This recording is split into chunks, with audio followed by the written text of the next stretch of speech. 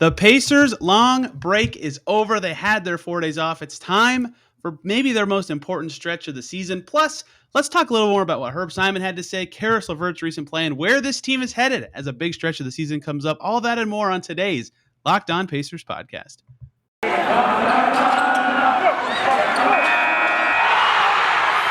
You are Locked On Pacers, your daily Indiana Pacers podcast, part of the Locked On Podcast Network, your team every day.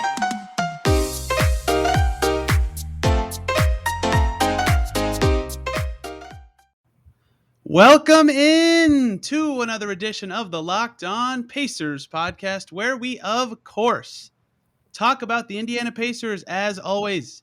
My name's Tony East. I cover the team for Forbes and the West Side Community News. And today, the Pacers finally are back and playing again, and nonetheless on national TV on TNT. They got flexed out of this game on national TV, and then COVID meant the team that got flexed in is now flexed out, because what is more 2021 than that? So time to talk about the Pacers basketball games again. They've got a really important stretch of games coming up. They've got a lot to focus on right now as a lot goes on around the team. Herb Simon spoke last week. I could go on and on about topics. So there's a lot to talk about. And joining me to do that from WTHR's sports team, doing sports reporting every day, Miss Taylor Tennebaum. Taylor, how's it going?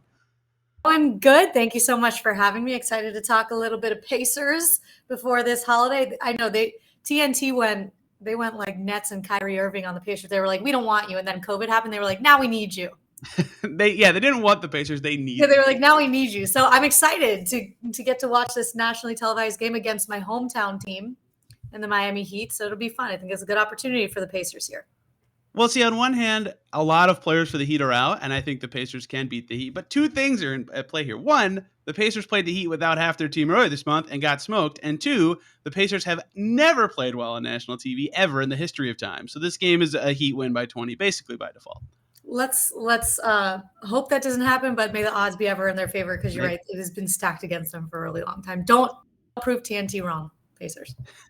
They need to prove TNT wrong, because they kind of have an important stretch coming up. And I didn't actually realize this until I did a mailbag yesterday, and someone said, is it possible the Pacers can still get to the 6th seed and make the playoffs in the East? And I read the question. I was like, the hell is this question? No, of course not. They've been awful this year. And then you look at the East, and the 6th seed is a 500 basketball team. And all these teams from 6 to 13, where the Pacers are sitting between 50 and 40 win percentage. They're only games out of 6. And I want to be the optimist who says they have a shot at it, because the Pacers have been terrible. But if they are going to get themselves in the conversation where it's not embarrassing to say that they have a shot at the 6th seed, this stretch up through January 2nd is going to be huge, because after they play the Cavs on the 2nd, they play Knicks, Nets, Jazz, Celtics twice, Suns, Clippers, Lakers, Warriors, Suns on a road trip. So that is insanely hard. They have to do well before that stretch, and that is from now until January 2nd against the Cavs. Taylor, what do you feel like the Pacers need to do, and how well do you feel like they need to play in this upcoming stretch to keep their season kind of alive, given everything going on around the team?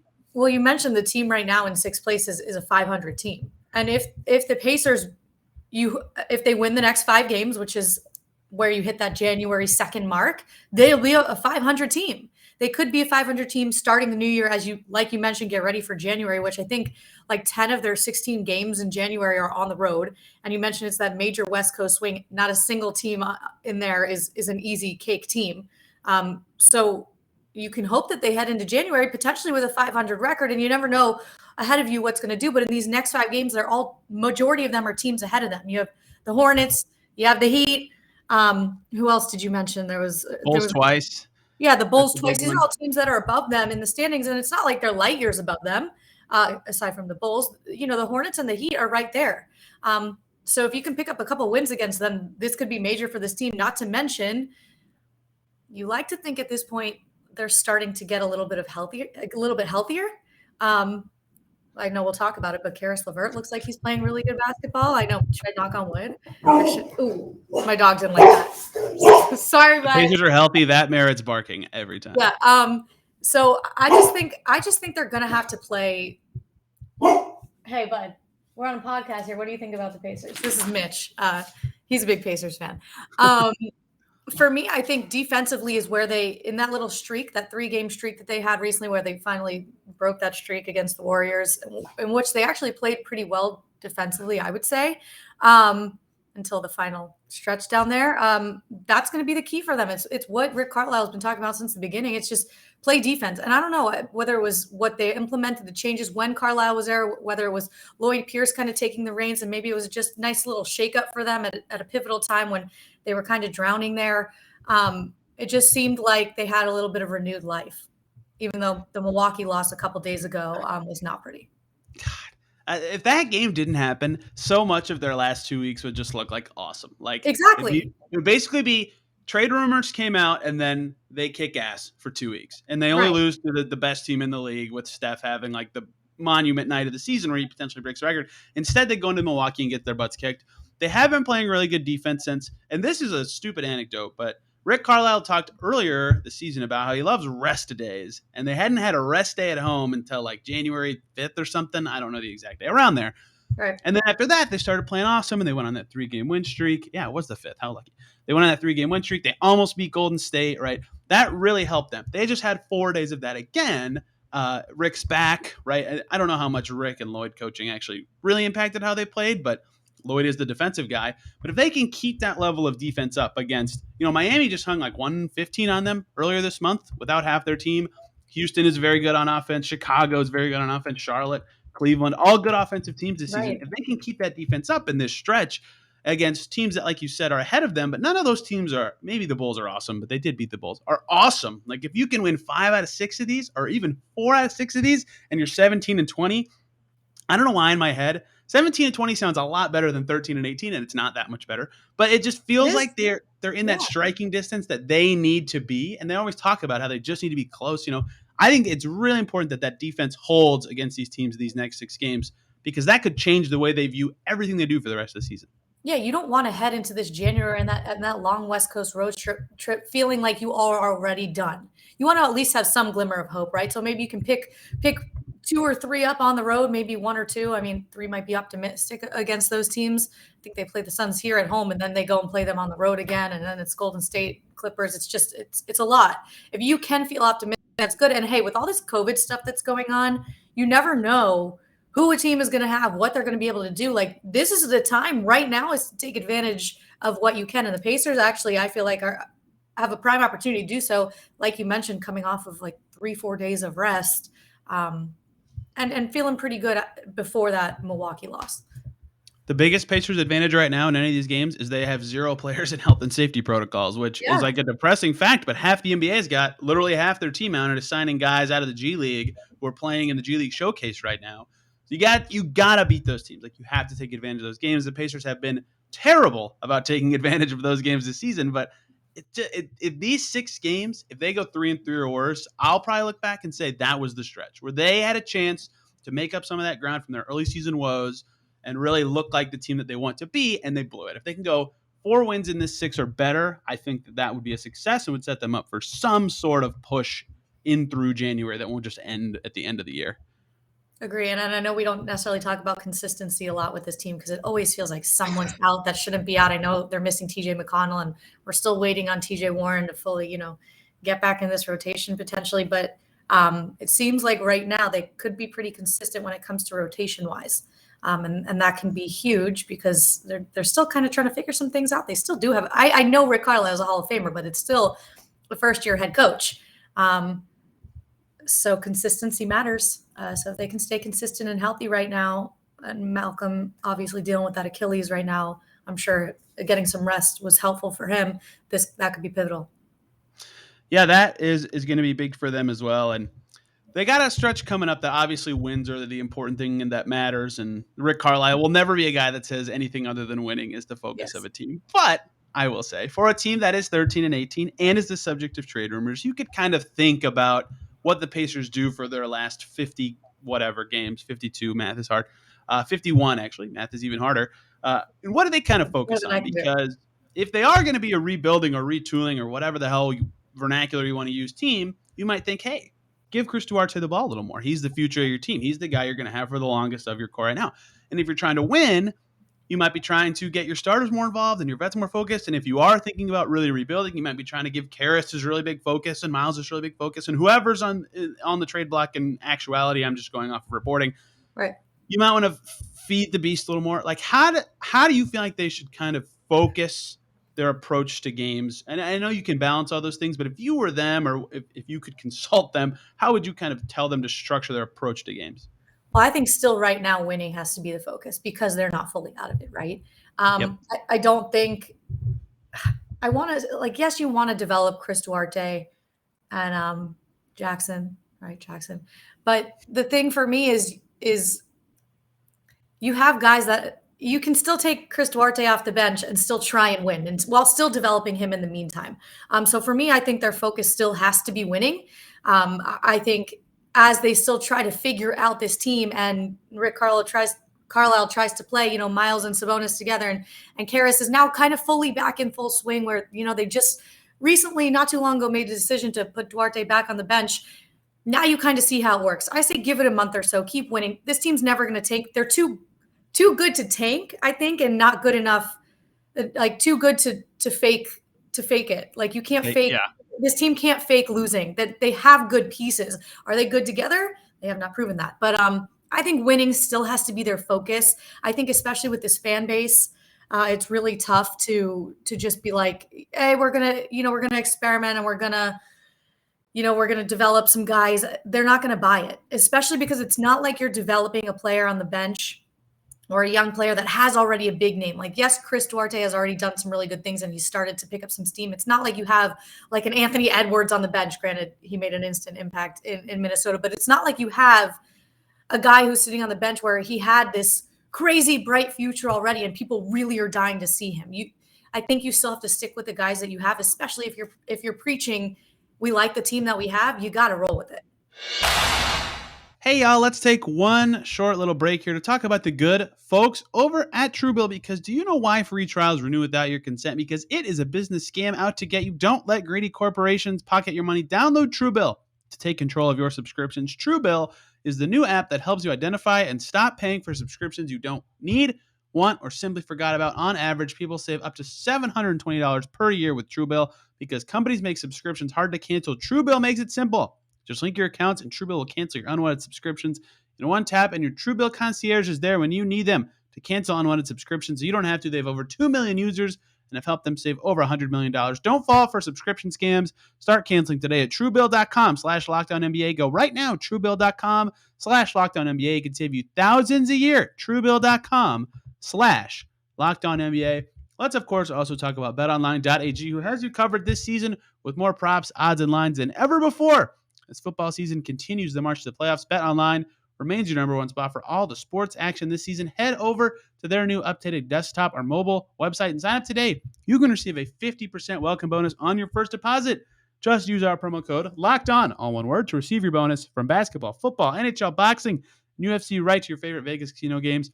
Don't wait to take advantage of all the amazing offers available for the 2021 season. BetOnline is the fastest and easiest way to bet on all your favorite sports. BetOnline, where the game starts. I think wins, like we said, because of this stretch, I think wins right now would be my answer too. Yes. And early in the season, they got away with it's the wrong word, but Duarte was playing so good they could do two things at once. Right. And that has not been the case recently. He got hurt and then he came back from getting hurt and was bad and then surged really hard. And now he's kind of slumping again. He's hit that point where I think this has kind of been asked of him a few times. Hey, you played 27 games at Oregon. Now you're 31 into the NBA and you have 51 to go. That's the point for these rookies. They're like, oh my, I have how many games left to play? It's big for them. SOS. Right? Yeah, in December, Duarte is shooting 42% from the field, 26% from three, 12 points a game, 2 assists a game, right? He's definitely still learning how to pass. He's had some real stinkers of a game, that 1-for-6 game against Golden State. If he goes 2 for 6, they win, right? He goes 2 for 10 against Dallas, and they end up winning that one. It didn't matter, right? 5 for 13 against Atlanta, 5 for 13 again against Detroit, right? He just had he had the really good game against the Knicks. I don't want to belittle that. That was huge. That was maybe his best game of the season, but right now it's hard to both let him be Chris and win. They have to kind of choose. Having him with the bench makes a lot of sense. Featuring the guys for trades is something I think about as something they might try to do, but with everyone healthy, they can't, right? Like Brogdon and Sabonis exist and are awesome and need the ball. So they can't do that. So for me, it's just development and wins. How do you balance those things? And if Chris is playing like this, you kind of have to choose wins and still just play with him off the bench. Maybe try to sneak Goga 5 minutes or Isaiah Jackson 5 minutes a game. Right. They were doing that earlier in the season and have kind of stopped. But if this 6-game stretch goes poorly, I think we'll see more of that. That's what I think is going to happen. Or whatever the Pacers have decided that date is. In my head, it's the January 3rd. In their head, maybe it's something else. But right now, I think wins is the answer to that question. But I can see, like, starting in January, oh, look, Goga's playing every game again. Like, he just had that insane G-League stint that probably means nothing, but might mean something. Right. So who knows what to make of that? But I think that's something they'll try to focus on. Like, Goga played 10 games in a row early in the season, or 8 games in a row, excuse me. And 9 of 10. So it's fun to have him out there sometimes. I feel like he does generate a little bit of passion out there when he gets out there. I do. And the one thing I know Chris Duarte has even said it, he feels like he's still learning a lot watching from the bench and then coming off the bench. Like when it comes to, I feel like people don't realize that, and maybe they do, but that doesn't just mean he has to be playing for him to be developing, right? He can also watch from the bench and still play key minutes and still get some key, score some key points for them off the bench, but can still also be watching from the bench while other guys are out there, guys that, he's trying to be at that level eventually. And you hope that maybe he fills in a role if these trades, come to fruition or if there's a, big blow up after the season. He's still learning. So they still can develop him while still using him as a key piece, but also still trying to win with their main guys. And I think as far as, trying to feature guys for trade purposes, those guys themselves are going to try, I feel like, a little bit harder. When you're a professional, you don't have to tell them twice. Like, hey, you're your own business, right? The Pacers are a business, just like each player themselves is their own business. They're going to take advantage of whatever time they have out there. That's 100% true. That's so hard to think about as a fan of a team. Like, you want your guy to be so bought into the success and the culture and everything like that. And they are, right? Yeah. That's part of their business too. But like, what's the Jay-Z quote? I'm not a businessman, I'm a businessman. Like that. It's so true. That is every NBA player. Like, I mean, look, I'm not going to say Karis LeVert is playing great right now because he's, there's trade rumors going on, but I'm not going to say that doesn't play a factor. He did say he likes being in trade rumors like 2 weeks ago. So who knows? A little extra fire. Yeah, he was in them constantly with the Nets. So I understand why he feels that way and thinks that way. Taylor, I don't remember exactly when you started with WTHR, but the summer of 2018. Perfect. So now I can say for sure, because the last time Herb spoke before last week was the All-Star Game announcement for Indy in 2017, that this is your first time since you lived here that he has spoken to media on the record, which that I still kind of maintain. He said a lot of stuff that is very revealing and very much a story. The fact that he spoke at all is kind of the story to me, because so much has happened to the Pacers this year that their owner was like, I got to stop this. I got to talk to myself. I think that is really crazy, and I'm curious what you thought of him speaking and what he said. And it's crazy because there was so much that went on over the last couple of years with the Victor stuff, and he never came out and spoke. All right. And that was a pretty big deal. I would say that was even a bigger deal than this. And he still stayed, he lets other people do their jobs, which I think a lot of people probably like when you have an owner like that. I would say you don't always want your owner in the hands of a business, like kind of like the Cowboys have it that way. That's just the way that it is. I thought he was really transparent and straightforward. I do think a little too optimistic. But again, this is his team. He loves this city. He loves this team. He's seen a lot of great things happen with this team. But you have to look at the calendar. That was almost 2 decades ago now. Right. Well, a little less, but that was a long time ago. It might seem like, the 2000s was not that, it doesn't seem like that long ago, but it was. So you have to be realistic in this day and age. 2 players have changed, I feel like, a lot as well. So like I said, you are your own business. It's a little bit more of a selfish league as well, but I don't know. I thought it made sense when he says, we're not going to tank. I think we can rebuild through, retooling. And I agree with that. I think he's right about that. I don't think they need to blow the whole thing up. I think they have great pieces. They just don't all go together. But for him to say we have a really good team, but the key word he said was Kevin Pritchard put together a great team on paper. Like, yeah, he did, but that's on paper. And right. It's on paper for, this is going into the second season now. Like, what are we doing? So I think some of it is just him being a little too optimistic. And I think that we're going to see a little bit more in the next 2 months. And then it's going to maybe require him to speak a lot sooner than another 4 years. Yes. I share a lot of those points. The optimism point, like every fan's going to disagree with his optimism because they're 13 and 18 and they missed the playoffs Right. last year. But I understand why Herb Simon, the guy who hired all these people and spent all the money and is around the team every day, I get why he specifically is going to be optimistic, right? Because no one thinks they're wrong. Like No. even when I make decisions, I don't think I'm wrong until literally the last possible moment that I can be possibly think I'm right, and then I'm wrong. So in Right. Herb's eyes, he's like, oh, I'm spending the 15th most money in the league on my roster. I hired Kevin Pritchard to make these decisions. I hired Rick Carlisle to coach his team. Like, yeah, I believe in it. I picked these people out, right? Right. So I get why he's optimistic because of that. But they also aren't very good, and he'll never tank. I get why he's like that. The owner makes those decisions. It's not going to be what fans agree with ever, especially in a market like this. Right. So going through the middle and being that optimistic guy is really hard, and I applaud him for thinking that that's a strategy he can do, especially as fan apathy continues to do whatever it does. I know a lot of I know. you've been to games, you've seen the crowds, so I don't know what the next step is or how he kind of handles it, but I was surprised to hear his level of optimism. And I think that something else he said that was interesting is he always talks about how he really trusts his decision makers. And he's seen Donnie go through this process and do a great job of building the team that's really good. And then Larry Bird did it and did all this stuff to make the team really good. And he said, Kevin will do it now. But then he also has these constraints that he puts in on his own views about basketball, about team building. It's like, if you really trust these guys, like, I get that you're the owner, but let them go. Let them do their thing. That's something that I kind of wish I would have asked him a little more about. Is like, why do you kind of impose your own feelings on this? But he's the owner. It's what he does. So I get why he's optimistic, and I think he's kind of right to be, but at the same time, the results are kind of slapping him in the face. I also don't think that. I mean, I think he's like way optimistic that he thinks any top 5 or top 3 player is going to come willingly. Like, and I know he has to say that. And granted, like, I've moved to Indianapolis. I like Indianapolis. I think it's a great place. But like, you've gauged players here. You've, from the Colts to the Pacers, like none of them, very few of them live here when it's not season. And that's not because it's a knock on the city necessarily, but it's cold. It's in the middle of nowhere. There are just better places to live, and that's no knock on them. So it is a really fine line. I feel like it's kind of difficult because to tank or to get a top pick, you have to be really bad. But this team isn't willing to be really bad. So what are you going to do about it? You have to hope you hit in the draft. And like, granted, I know Chris Duarte can be great long term, but he didn't come with that superstar label. So it's tough. So no, I don't think. Also, I know he said, like, I do believe we can get a top 3. I just don't foresee that ever happening.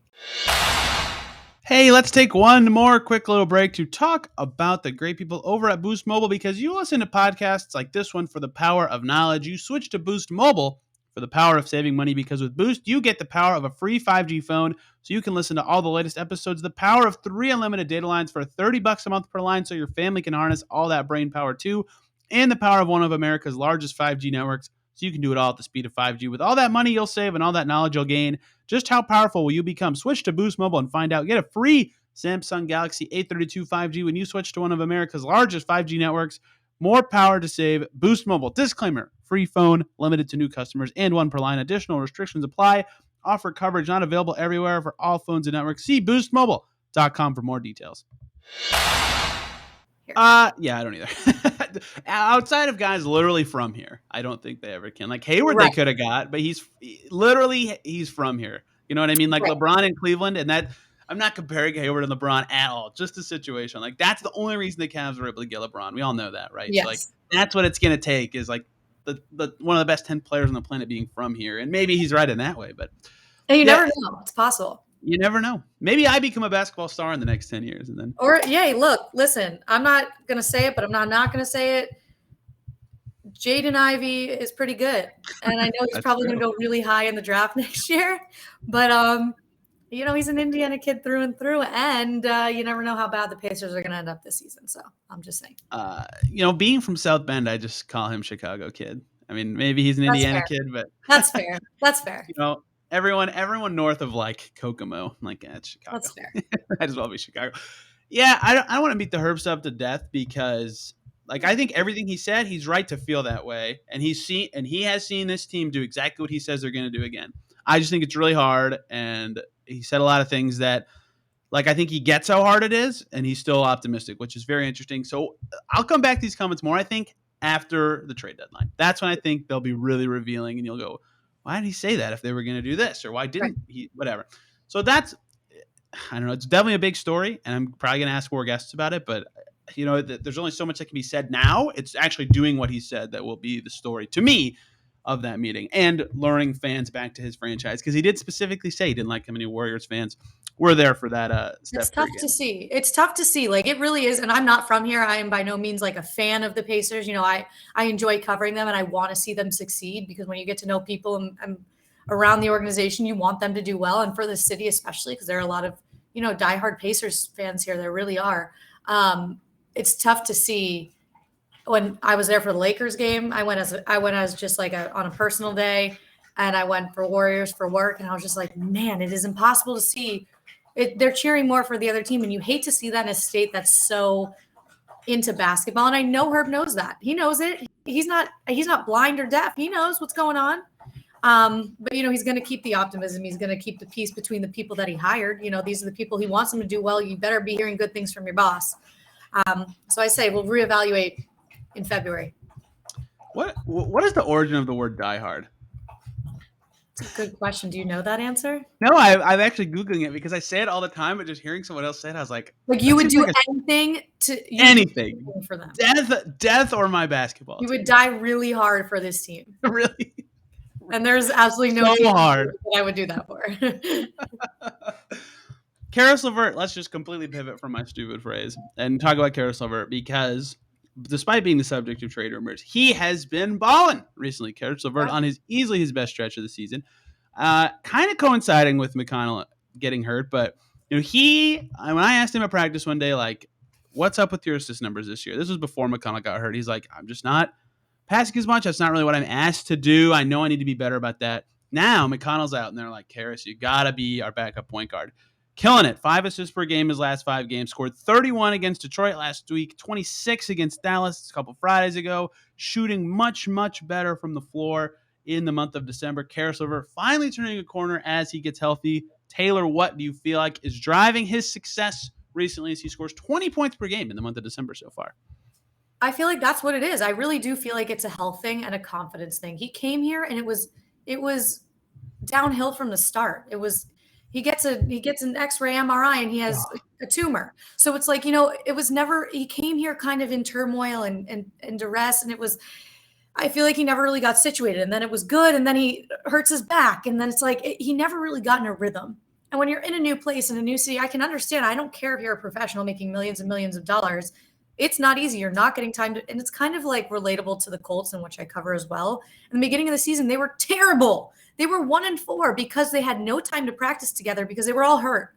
And it was like, so maybe now he's kind of feeling more comfortable. Your teammates a little bit better, even though you have worked with them, but now you're really getting real time out there together as a unit. He said the other day, he's like, my health, I feel healthy. And that's just been like, that's been an issue since, his entire career, dating back to college even. But, I really do feel like it's health. I do feel like, I think Lloyd Pierce even talked about how they sat down and watched some defensive stuff, because Carlisle challenged him defensively and said, you need to be better. And I think it made him probably reevaluate overall. And then hearing the trade rumors, it's like, all right, I better step it up, because either I'm going to be a key focal point here, or I'm going to go need to make my money somewhere else. And I want my options open. Right. So, I mean, I think it's a combination of all those things, just finally being settled, healthy, maybe reevaluating some things with the coaching staff, having some new brains in the building, and then actually getting to show it on the court. And I think maybe, when you lose some other players, it allows you to open up your game a little bit. Yeah, I think the defensive challenge thing, and that coincided perfectly with, they played the Wizards, and he mentioned after the game, like, I got to guard Bradley Beal, and like, he likes guarding Bradley Beal, right? Like, that timing could not have been more perfect for him to put his defensive imprint on a game. And then they beat the Wizards in a rare, only 6-point win. Like, that's not a close game, but that's as close as the Pacers victory is going to get this season. If it gets closer than that, they just lose. So, to have it happen in that game where he has 19 points and helps them substantially by defending Beal the whole game, it had to be like, oh, wow, like, I know guys know that if they defend better, the team will do better, but just the clicking moment of like, okay, like I could put my imprint on the game this way. I've seen him at practice working on getting all the way to the rim on drives. Norad's with Right. him working on this a lot. Cheney's with him doing this a lot. And that's helping him a lot too. I asked him about that last week, like offensively, and he talks about paint touches all the time. But it seems like when he, unlike most guys, gets into the paint, he is looking for his little floater shot thing that, if you're on YouTube, you can see me doing the most right now. Yeah. That he can make, but no one else in the team can really make. But he also misses it a lot. Like if he just got a little deeper in, he could pass or do a layup. He's doing that a lot better right now. In tandem, he's been great, and they've needed him to be great because they have Brogdon missed some time. McConnell's been out, and Wanamaker can't handle as much load as he's had to handle recently, right? Yeah. So having him be at this level has been huge for their decent month so far, a month where they actually look like a competent NBA team. Yeah, and I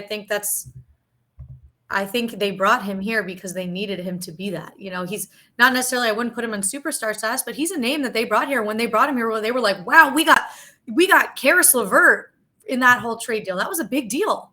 Thinking back to what it was in March. I don't even remember when it was now. January. It was January. God, almost a year ago. Like it was, and then it was kind of just like a lull. And they brought him here to do exactly that. And I think it's important, especially when there's just been so much in the news and there's been so much disarray. It seems like, especially I know a couple of weeks ago, there was that whole tiff with Sabonis, or what people considered a tiff between him and Sabonis on the court and like in the bench area, whatever it was. I think it was made to be nothing. But I just think with everything that has been going on, it's finally settled. And this is why he came here, and the confidence is there at this point. And it's always the news. I need more phrases for talking about this team right now. Like besides like distractions and articles and reports in the news. I'll use that one. They've been in the news. I've been using the synonym, the thesaurus.com to type report or rumor over and over again. I can only say so many words in the news. Making headlines. It's so succinct. Brogdon is going to be back against the Heat. Well, let me stop right there. He's not on the injury report. He also wasn't on the injury report last Thursday, and he didn't play that game. But assuming that means he's back, Karras will have a little less of a ball handling role, but he still had those big assist games with Brogdon playing this month. So I think it's key for him to just continue to try to get all the way to the paint against whatever players the Heat are playing. I don't want to get too much into their injury report because it would take the rest of the podcast, but like their entire team is basically it's Kyle Lowry and a bunch of guys that matters. Anyone that matters. Kyle Lowry and four guys that you may or may not have heard of before will be the Heat's lineup most of the game. Last thing, I've already kept Taylor 15 more seconds longer than I thought I would.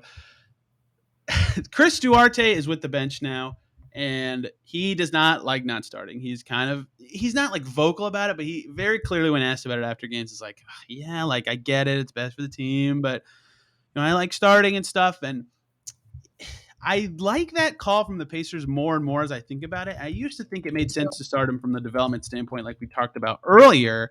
But one, given their point guard situation, they need more ball handling with the bench. But two, the Pacers bench is terrible this year. What a random thing. Like in years past, between McDermott and Holiday and McConnell coming off the bench, and they would like sub Sabonis in with that group, like their bench has been really good. And one of their key things, as you go down the line and see fewer and fewer starters in the game, they just like they're 17th in the NBA in net rating with only 3 starters in. They're 24th in net rating in the NBA with only 2 starters in.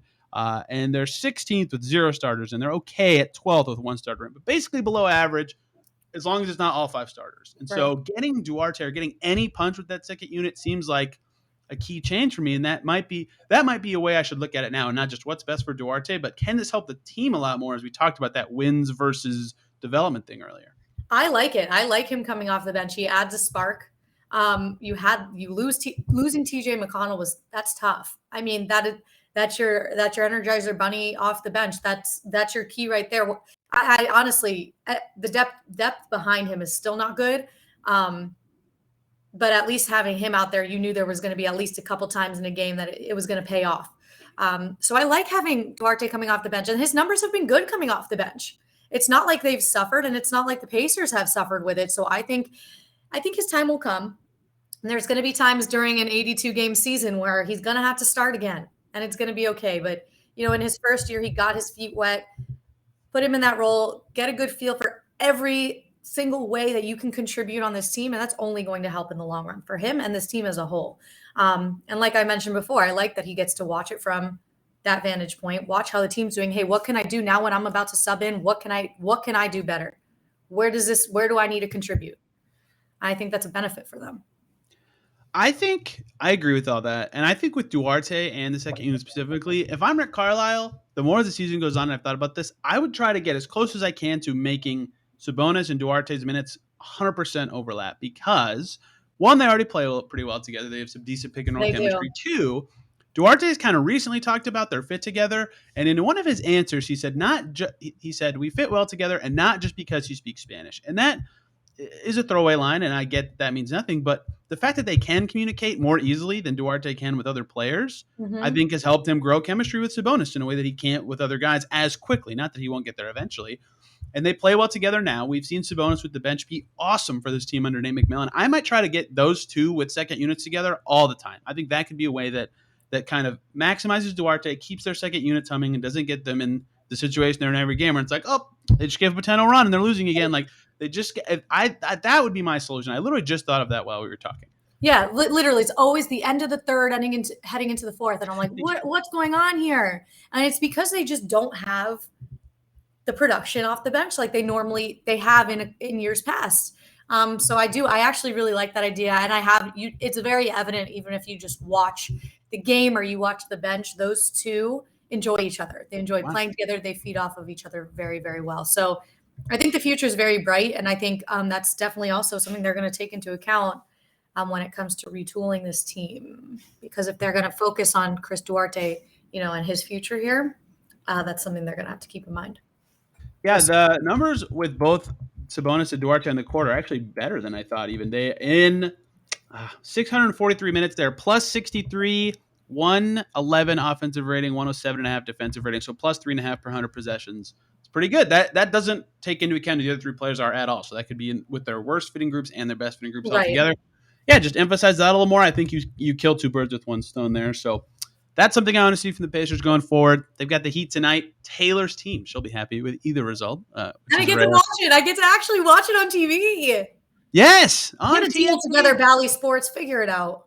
Yes. TNT will be fun. I forget who's on the call. I saw it earlier today, but it's always fun when the Pacers are on national TV, despite the fact that they always think it up, perhaps for once, with everybody out for the Heat. I guess I'll just read the injury report because we have reached the end of the show. If you're still here, you get to learn. The 6-game stretch is critical starting tonight. That's true. They got to do well. No Jimmy, no Bam for the Heat, right? You got to take advantage of that. Tyler Hero's questionable. Caleb Martin's out. Markieff Morris is out. Oladipo is still out. PJ Tucker got hurt in their last game. He's now out. They have to win this. That's a stretch. They don't have to win, but they really need to win this game. They've got more healthy bodies. It's a big one for the Pacers. Taylor, any closing thoughts for listeners today? I say keep the faith with this team, and we'll talk after January. That's my closing thoughts is give it January, and we'll see what happens. Those are my closing thoughts. Yeah, that's everybody's closing thoughts. It's so hard to reach patience after 30 games, but their schedule has been ridiculous. It's been brutal. We'll see what happens. Taylor, thank you for the time. Everybody go follow her everywhere. At Taylor Tennebaum on Twitter. If you're on YouTube, you can see it right over there. I'm so bad at pointing in inverse. I got you. This show is at Locked On Pacers and me at T East NBA. Thank you all a ton for listening, and we'll see you tomorrow.